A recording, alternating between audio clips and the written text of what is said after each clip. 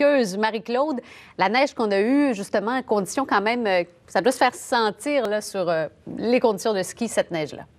Bien, effectivement, côté température, on a vraiment été gâtés cette semaine avec les précipitations de neige qu'on a eues. Disons que l'hiver est loin d'être terminé, ce qui est une bonne nouvelle pour les amateurs de sport de glisse. Puis justement, pour ce qui est des conditions de ski, pour l'ensemble des régions, on parle d'une surface de neige qui est poudreuse et damée en raison justement des flocons qui sont tombés cette semaine et de ceux qui s'annoncent pour ce week-end. Et puis, pour ce qui est de la base dans l'ensemble des régions, encore une fois, elle est sensiblement la même, donc elle est variable, excepté pour la région des Laurentides où la base de neige est ferme à durcie.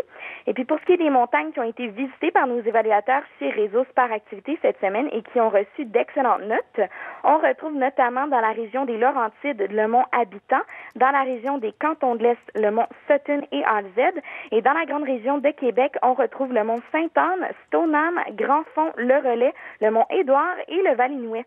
Donc, côté conditions de ski, avec les précipitations qu'on a eues cette semaine, comme je le mentionnais un petit peu plus tôt, ce week-end va vraiment être un excellent week-end pour les sports de glisse partout au Québec.